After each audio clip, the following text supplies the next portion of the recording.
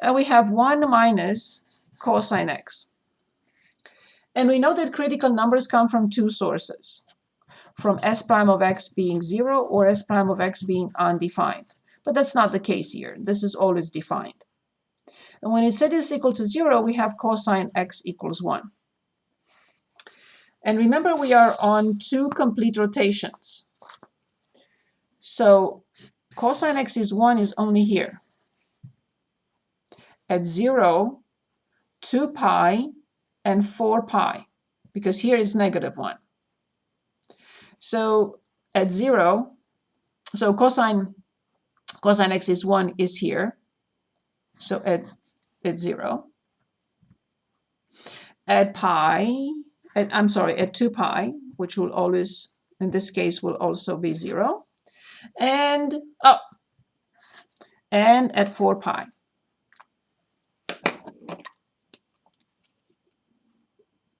Good. So these are the critical numbers. So let me write them also on the side if you want. So x equals 0, x equals 2 pi, and x equals 4 pi. All these are critical numbers. The derivative will be 0. When x is 0, 1 minus 1 is 0. When x is 2 pi, 1 minus 1 will be 0. And when x is 4 pi, 1 minus 1 is 0. Now we have to find the sign of the derivative at those points in between. So we can find the sign. Okay, so I go back to the graphing calculator. So I have the derivative now, which is 1 minus cosine x. And I will plug in pi. So I want pi. So it's positive. I want 3 pi. And it's also positive. Good. So which means that this function is always increasing. So I chose a point here, which was, I chose pi. I plugged it in the first derivative, and I got positive. I chose 3 pi. I plugged in the first derivative, and I got positive. So it appears that the function is always increasing. Okay, now I still have to determine the function value at 2 pi. Back to the graphing calculator. So I need 2 pi. And watch just the f of x. So 6.3. 6.3. Okay, perfect. So at this point, I need to make sure that these two rows are in sync. Yes, they are. From 0 to 6.3, from 6.3 to 12.6, yes. At this point, we are determining the second derivative. No max min. How do I know? The function is always increasing. It does not change sign. So from 0 to 6.3 and then 12.6. Okay, now we have to look at the second derivative because we need to analyze whether it has inflection points and what about the concavity. Okay, so when we differentiate cosine, we get negative sign with minus in front, so we get sine x. Now, within 0 to 4 pi, I have to determine all values of x between 0 and 4 pi where sine is 0. So sine x is 0 here and here. So at 0, at pi, at 2 pi, at 3 pi, at 4 pi. So pi, 0, 0, 0, 3 pi, 0, 0. So sine is 0 at 0. Sine is 0 at pi. Sine is 0 at 2 pi. Sine is 0 at 3 pi. And sine is 0 at 4 pi. Now I need a sign in here. And I also need the value of the function at pi and 3 pi. So back to the, as I said, these functions are not friendly. it takes a long time. So I need the function value at pi. Okay, so that's 3.1. And I need the function value at 3 pi. And that was 9.4. 9.4 is good enough. Okay. Now I have to put in the second derivative, which is sine x, because I need to study the sign of sine x. So I will de-highlight these two. I don't need them at this moment in time. I only need sine x. So sine x at between 0 and pi, I'm going to put pi over 2, which is positive. I know it's 1. Then between pi and 2 pi, I'm going to put 3 pi over 2, so that would be negative. I don't even need this because it's clear what is happening here. So now at pi, between 2 pi and 3 pi, what can I put in? Pi over, so right in the middle, yes. Positive and then negative, yes. So then the function opens up, opens down, opens up, opens down. Because there is a sign change for the second derivative, this point is what? This point is what? This point is what? Can anyone tell us what pi comma 3.1, 2 pi comma 6.3, 3 pi comma 9.4? What do they represent? Inflection points. Yes, all of them. Very good. Because the second derivative changes sign from opening up to opening down. So another inflection point and another inflection point. Okay, the table is finished. There is no symmetry. We should even, when we are given an interval like this, you should never look for symmetry because there is nothing on the other side. Okay.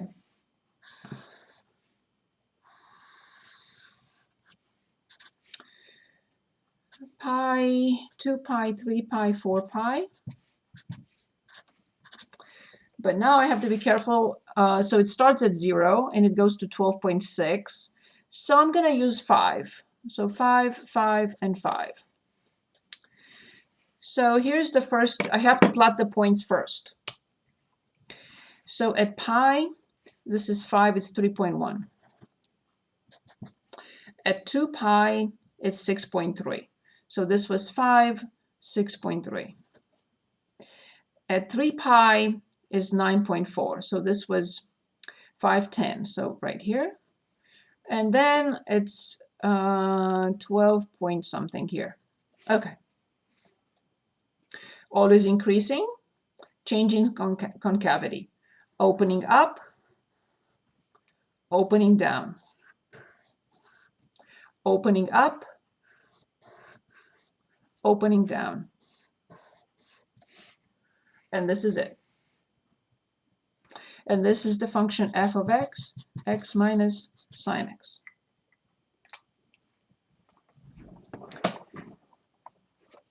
Very good pick. It was an interesting problem.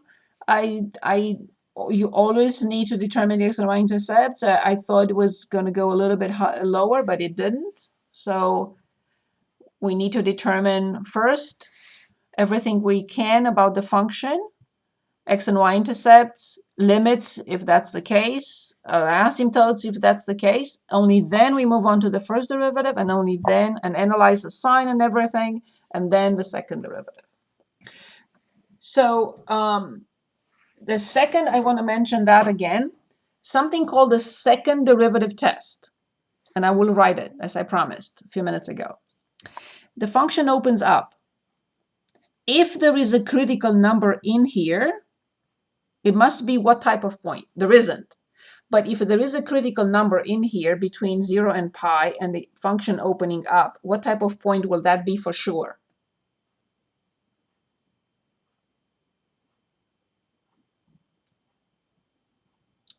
Relative max? Yes, a minimum, right? Because it's increasing. Okay, very good point. Assuming there is a critical number here, it isn't.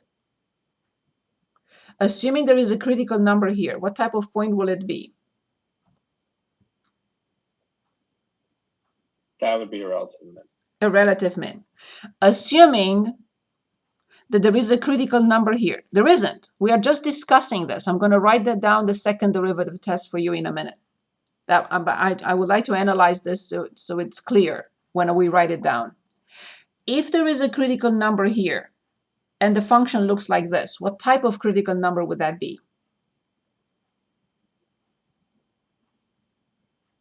Maximum. Yes, a relative max. Again here, assuming there is if there isn't, then there is no critical number. Then there is no max min. But assuming there is a critical number in here between 2 pi and 3 pi, what type of point will that be?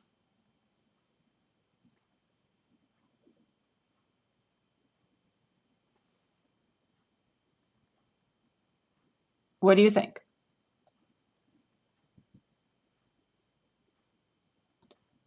Maybe you're saying something and you're muted.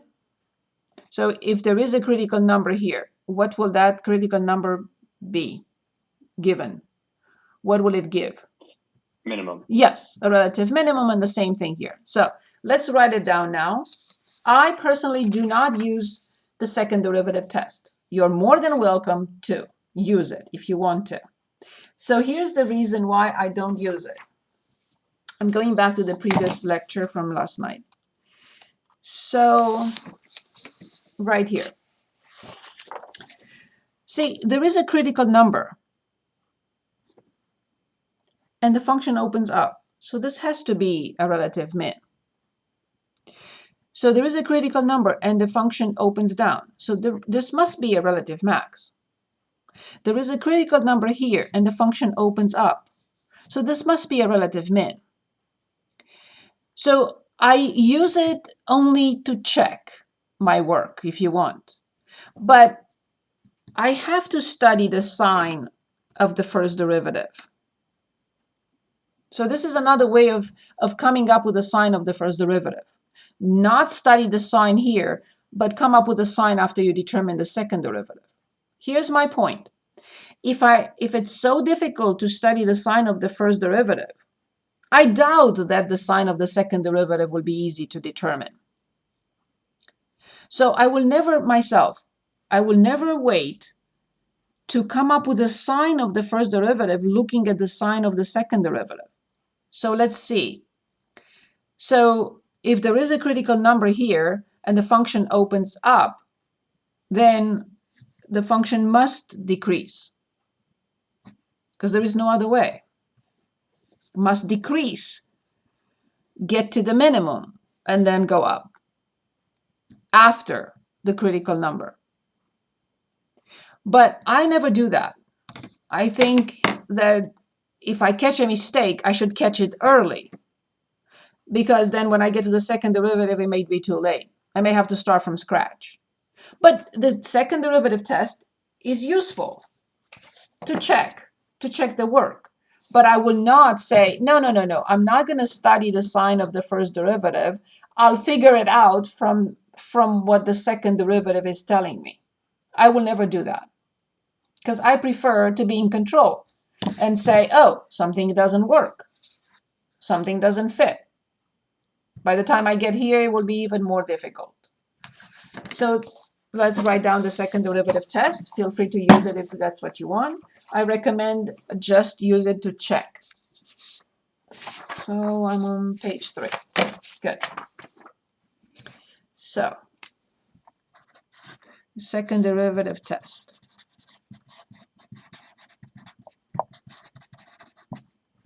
So the second derivative test says, if C is a critical number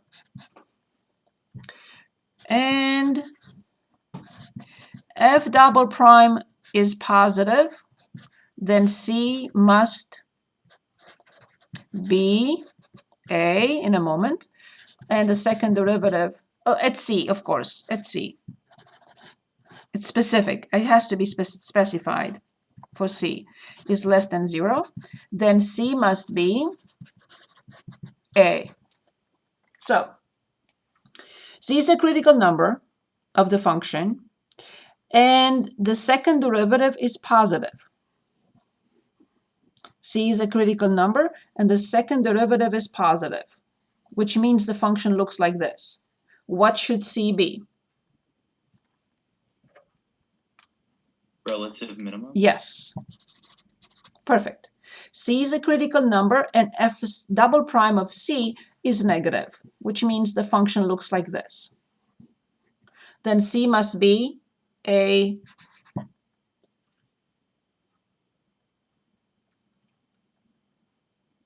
Relative max. That's it. In short, that's what it is. Good. Other questions for me? So we can continue.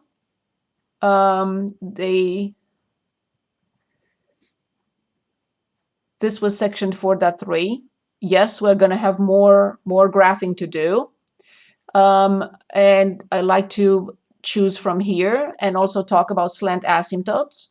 And then we'll come back to more L'Hopital's rule. Because remember, we have 7 indeterminate cases, and we only saw this ratio, and this difference. We did not see the product, and we did not see the powers yet. So we're going to come back to this.